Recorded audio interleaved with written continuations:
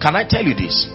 The law of faith demands, listen carefully, the law of faith demands that both the vessel who would be used by God and the recipient of that grace, both of them have faith roles to play. And I want to define it for you now. If you believe what I am teaching you, some of you, even without the prayer beginning, you would see that certain miracles will begin to happen in your life. On the part of the vessel, here is what you need to believe. Number one, you need to believe in Jesus Christ. Just because you are the vessel that he's using, if you do not believe him, then you will never truly be able to walk in the miraculous. You will not be able to command the power of God. You must believe, the Bible says, that he exists, that he is. Are we together? Number two, you must believe in the fact that by the election of grace, he has chosen you to be a dispenser of his power. Now please listen to me. If you believe in Jesus as the mighty miracle worker, you believe in him as the Son of the living God, and you do not believe in yourself as the privileged vessel he will use, the power of God will not flow. There are two levels of believing. As far as the vessel is concerned, you must believe in Jesus, but you must believe in yourself, not as a human being. You must believe in yourself as the vessel privileged by God to be used to bless his people. There are many people who do not believe God can use them. There are many people who do not believe that they can be vessels. I have met so many people, even preachers, who truly do not believe that the power of God can flow through them. And Satan will cash in on that mediocrity that sometimes we think is humility. Are we together now? Yes.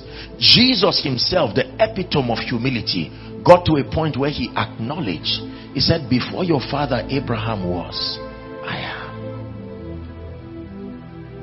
It is not pride to acknowledge the fact that the grace of God has found you.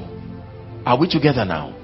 And while the devil dangles all the explanations before you why you think you cannot be used and anointed by God, and why you cannot become a conduit of his power, you rest in the fact that his love and his mercy has found you. This is very important, very simple understanding, but it is powerful. Every time I stand to minister before God's people, I believe in Jesus, but I believe in myself, not just as a Nigerian. Believing I'm a Nigerian does not let the power of God flow.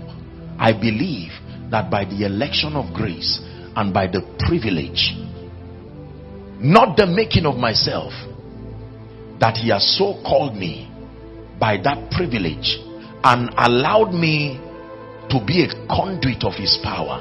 This I believe. I believe it in the morning, I believe it in the afternoon, I believe it everywhere. I am the Son of God.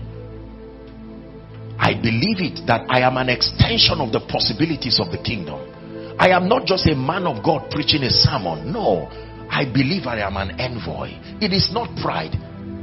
What you believe is what flows to the people. Are we together now? You have to believe this. Whilst you are seated there, you have to believe that you are the one God has raised to be an answer to your family. You are the one that his power will flow through. You know, once you say that, all kinds of things will come to discourage you. You have to move them and say, Lord, I believe. I don't know how you will help my unbelief, but I believe you can use me.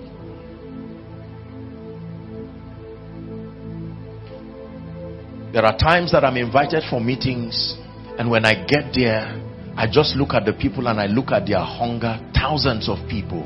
And even though these people love Jesus, they are happy when I come because they believe that God sent me.